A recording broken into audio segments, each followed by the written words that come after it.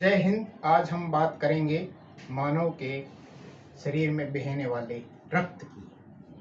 Blood blood के अध्ययन को हीमेटोलॉजी कहा जाता है या इसके अध्ययन को सेरोलॉजी भी कहा जा सकता है। जो ब्लड हमारे शरीर में बहता है वो द्रव्य मात्रा में दिखाई देता है, मतलब ये लिक्विड दिखाई देता है, लेकिन इसमें 3 प्रमुख कणिकाएं होती है, वो ठोस होती है, जिसको हम आरबीसी, डब्ल्यूबीसी या प्लेटलेट कहते हैं। इसके बारे में हम बाद में अध्ययन करेंगे। इससे पहले जान लेते हैं कि इसका निर्माण कहाँ होता है। ब्लड का निर्माण जो है वो अस्थि मज्जा में होता है, वयस्कों में अस्थि मज्जा में होता है, जबकि गर्भावस्था में जो भ्रूण होता है उसका ब्लड के निर्माण लीवर में होता है। और मेल में 5.5 लीटर ब्लड होता है, जबकि फीमेल में 5 लीटर ही होता है।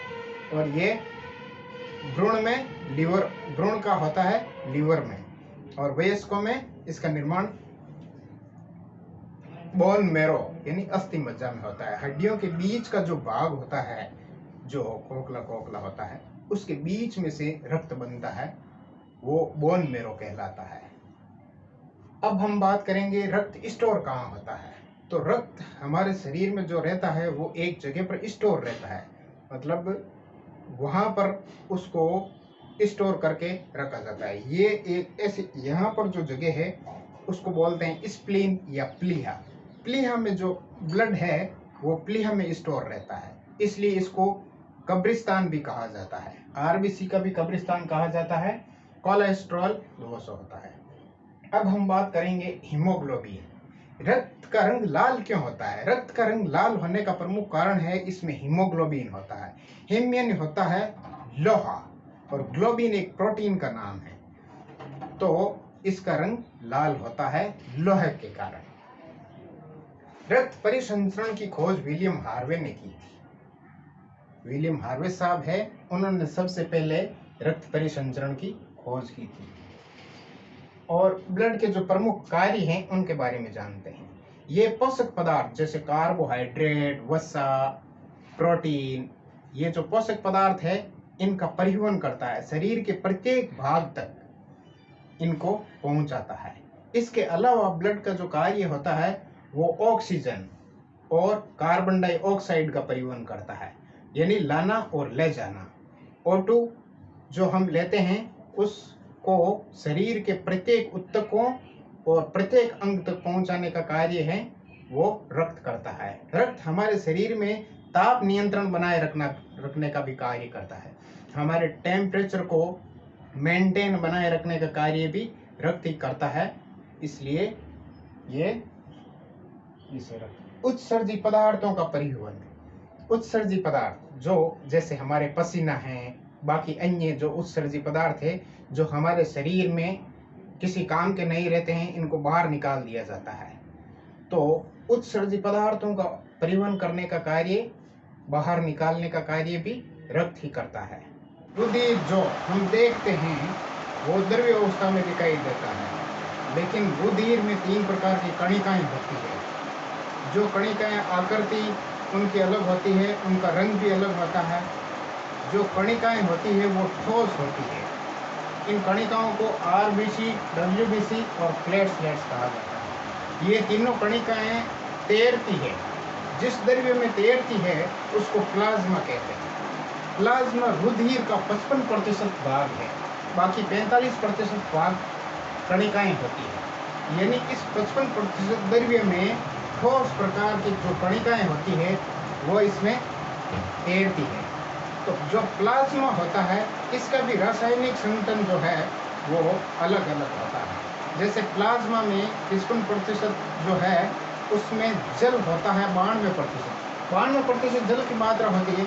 इसके अलावा इसमें प्रोटीन होता है, प्रोथ्रोम्बिन, एल्ब्यूमिन, ग्लोब्यूलिन, हाइड्रोजन, ये प्रोटीन होते हैं। इसके अलावा लवण होते हैं, पोटेशियम सल्फेट,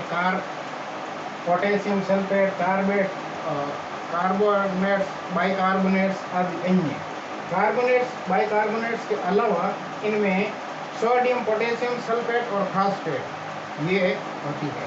कार्बोनेट्स, बाइकार्बोनेट्स होता है। इसके अलावा इसमें हमारे शरीर में जो हार्मोन्स होते हैं हार्मोन्स है, विटामिन्स है, ये भी हमारे शरीर में इसी में प्लाज्मा में पाए जाते हैं। एंजाइम है, O2 जो ऑक्सीजन है, CO2 कार्बन डाइऑक्साइड, और ये एंटीबॉडीज, यानी एंटीबॉडीज हमारे शरीर में जो रोग प्रतिरोधक क्षमता उत्पन्न करती है।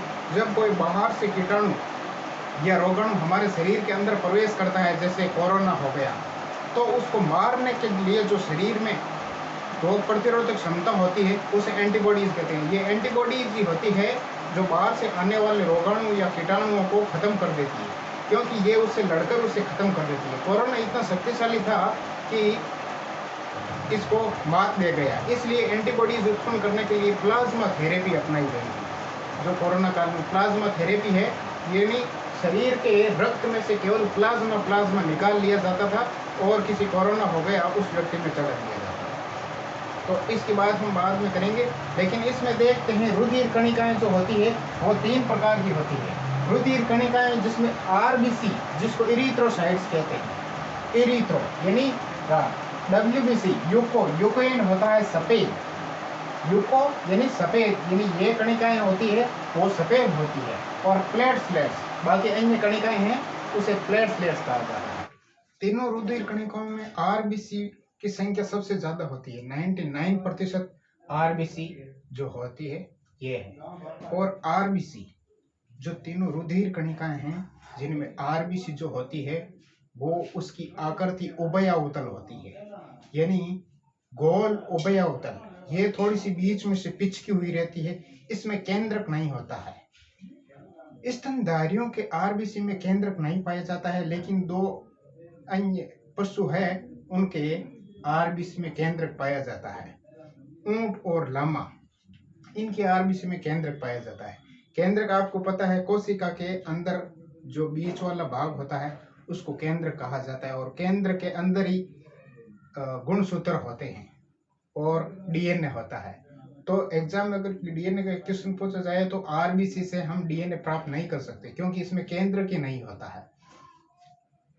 और इसकी आकृति है जो तस्तरीनुमा, बीच में से पिचकी हुई रहती है, ये लाल रंग की आकृति। और निर्माण इसका अस्थि मज्जा में होता है। जो बोन मेरो है, शरीर में जो हड्डियां होती है उसके बीच में से इसका निर्माण होता है, और ये जाकर नष्ट प्लीहा में होती है। प्लीहा यहाँ पर जो स्थान है इसके बीच में, प्लीहा में जाकर ये RBC नष्ट होती है। अगर इसकी संख्या की बात करें तो ये 5 मिलियन संख्या इसकी हमारे शरीर में पाई जाती है। 5 मिलियन यानी 1 मिलियन में 10 लाख होता है। 120 दिन जीवित रहती है। RBC का जीवन काल 120 दिन होता है। RBC में जो प्रोटीन पाया जाता है उसे हीमोग्लोबिन कहते हैं। हीम होता है लोहा, लोह युक्त प्रोटीन पाए जाने के कारण ही RBC का रंग लाल होता है। और हीमोग्लोबिन का जो प्रमुख कार्य है वो है O2 और CO2 का परिवहन। ऑक्सीजन जो होती है उसको फेफड़ों से ऊतकों तक पहुंचाने का कार्य करता है, और ऊतकों से फेफड़ों तक CO2 को लाने का कार्य हीमोग्लोबिन ही करता है। और इसके बाद में हीमोग्लोबिन का कार्य के बाद में अगर हीमोग्लोबिन की हमारे शरीर में कमी हो जाए तो उसे रक्त अल्पता, रक्तहीनता या एनीमिया कहते हैं। रक्त अल्पता यानी अल्प यानी कम, रक्ताल्पता किससे होता है? हीमोग्लोबिन की कमी से। तो सबसे इंपॉर्टेंट क्वेश्चन, रक्त की कमी किससे होती है? हीमोग्लोबिन से। अब हम बात करते हैं WBC की। यूकोसाइट, यूकोइन होता है सफेद, यानी ये रंगहीन होती है, इसका कोई रंग नहीं होता है, जबकि RBC का लाल रंग होता था। और ये जो प्रमुख कार्य है इसका रोग प्रतिरोधक क्षमता प्रदान करना, शरीर में आने वाले वायरस, जीवाणु, रोगाणुओं से हमारे शरीर की रक्षा करने का कार्य ये करती है। जैसे ही कोई वायरस, जीवाणु शरीर में प्रवेश करता है तो WBC की संख्या में वृद्धि होती है ये, और उस रोगाणु या कीटाणु को मार देती है। इसका निर्माण भी अस्थि मज्जा और लसिका कोशिकाओं में होता है। कुछ निर्माण जो है वो इसका अस्थि मज्जा और लसिका कोशिकाओं में होता है। केंद्रक युक्त होती है और रंगहीन होती है। RBC में केंद्रक नहीं पाया जाता था, जबकि WBC में केंद्रक पाया जाता है। WBC की कोशिका जो होती है इसमें केंद्रक उपस्थित रहता है। संख्या की अगर बात करें तो 6000 से 9000 प्रति क्यूबिक मिमी इसकी संख्या होती है। जीवन काल ओनली 4 से 5 दिन ही जीवित रहती है WBC। इसका फुल फॉर्म है व्हाइट ब्लड कॉर्पस्कल्स। ये जो डब्ल्यूबीसी होती है, इनमें अलग अलग प्रकार की कणिकाएं होती है, आकार में भी और इनके कार्य में भी। दो प्रकार की अगर हम विभाजन करें इसका, तो ग्रेन्युलोसाइट और एग्रेन्युलोसाइट। ग्रेन्युलोसाइट यानी कणिकाएं, यानी डब्ल्यूबीसी में अलग अलग प्रकार की कणिकाएं होती है जिनमें ग्रेन्युलोसाइट होता है और एग्रेन्युलोसाइट होते हैं। ग्रेन्युलोसाइट में न्यूट्रोफिल्स, इओसिनोफिल्स और बोसोफिल्स, ये प्रमुख कार्य होता है इनका। जबकि इनका ज्यादा इंपॉर्टेंस हमारे शरीर में नहीं होता है, लेकिन एग्रेन्युलोसाइट्स जिसमें लिम्फोसाइट्स और मोनोसाइट्स होती है, इनका प्रमुख कार्य होता है। यही शरीर में रोग प्रतिरोधक क्षमता उत्पन्न करने में सहायक सिद्ध होती है। मोनोसाइट और लिम्फोसाइट, याद रखना, लिम्फोसाइट मोनोसाइट, लिम्फोसाइट मोनोसाइट, ये एग्रेन्युलोसाइट। प्लेटलेट्स का प्रमुख कार्य क्या होता है? आरबीसी और डब्ल्यूबीसी के बाद में जो कणिकाएं होती है उनको प्लेटलेट्स कहा जाता है। शरीर में सभी कणिकाओं का अलग अलग कार्य होता है।